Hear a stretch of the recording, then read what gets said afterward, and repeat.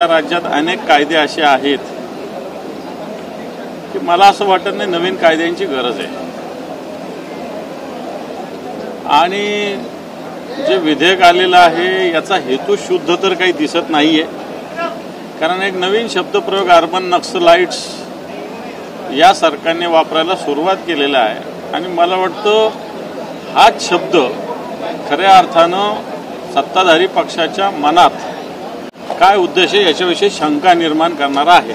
एकनाथ शिंदे दिल्ली दौऱ्यावर गेले, काल सायंकाळी, आज दुपारी आले, सारं काही आलबेल नाही वाटलं। हे पहा, जसं सामनात म्हटलं जातं शहा सेना, आता शहा सेनेचे प्रमुख तर अमित शहा आहेत आणि आता गुरुपौर्णिमा आहे, त्याच्यामुळे मला असं वाटतं ते गेले असतील गुरुपौर्णिमेच्या निमित्तानं शहा सेनेचे जे प्रमुख आहेत त्यांचा आशीर्वाद घ्यायला। निशिकांत दुबे यांनी पुन्हा एकदा म्हटलंय की पुन्हा उद्धव ठाकरे, राज ठाकरेंनी पुन्हा आपटून मारे पुन्हा एकदा ते ट्विट केलेलं वक्तव्य केलेलं आहे, मराठी शिकणार नाही, पुन्हा एकदा त्यांनी त्यांचे वाटतं या दुबे या मुंबईचं मीठ खाऊन गेलेलं आहे। आता माहिती समोर आली त्याचं घर पण या मुंबईत आहे, पण ज्याने मुंबईचं मीठ खाल्लं त्याला नमक हरामच म्हणावं लागेल ना। याच्यावरती काय म्हणणार या दुबेला, नमक हरामच येतो असं तिथं राहून तर कोणी बोलेल ना।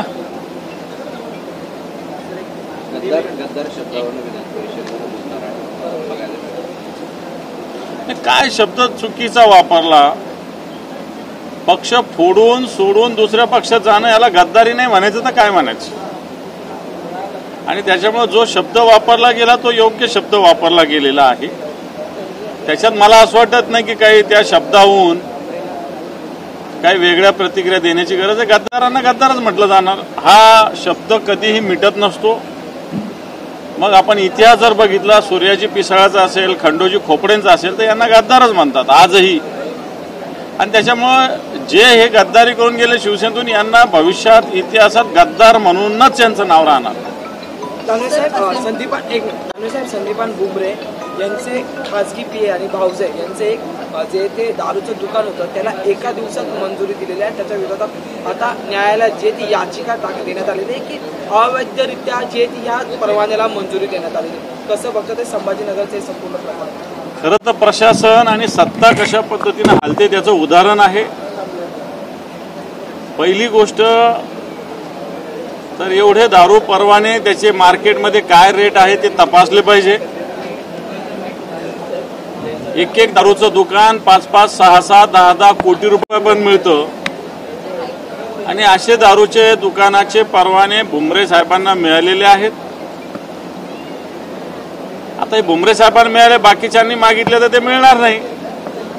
बरं, मिळाले तरी त्याला प्रशासनातले अधिकारी 1-1 वर्ष खेट्या घालायला लावतात, चक्रा मारायला लावतात। भुमरेंना एका दिवसात अशा पद्धतीने परवानग्या मिळाल्या।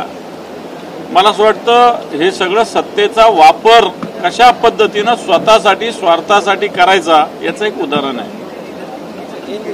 सर, विधानसभा में आज Maharashtra special public security bill table हो चुका है, विरोधक अभी भी क्या उसको विरोध करेंगे इस बिल को, या जो सरकार ने उसमें जो कमेटी ने उसने चेंजेस किए हैं, कुछ अमेंडमेंट्स किए हैं, वो एक्सेप्ट करने वाले हैं? देखो, मैं भी वो कमेटी का मेंबर था, लेकिन मैं समझता हूँ ये जो बिल टेबल किया गया है ये शुद्ध भावना से नहीं आया है। इस बिल के पीछे सरकार की राजनीति छुपी हुई लगती है, क्योंकि सरकार बार बार अर्बन नक्सलाइट्स इस शब्द का उपयोग कर रही है। महाराष्ट्र में फिलहाल इतने कानून है कि जो कोई भी आरोपी को बिल्कुल छोड़ नहीं सकते, ऐसे कानून महाराष्ट्र में है। और ऐसे कानून होते वक्त सरकार अर्बन नक्सलाइट्स के नाम पे शायद सरकार के खिलाफ जो जो आवाज उठाएगा उसके लिए ये कानून का उपयोग करेगी, ऐसी प्रकार की भावना जनता के मन में है। इसलिए इसको सभी विरोधी दल विरोध करेंगे।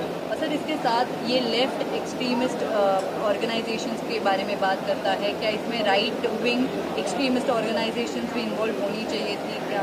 ये देखो, तुम लेफ्ट विंग के बारे में बात करते हो तो राइट विंग किस प्रकार बर्ताव करती है?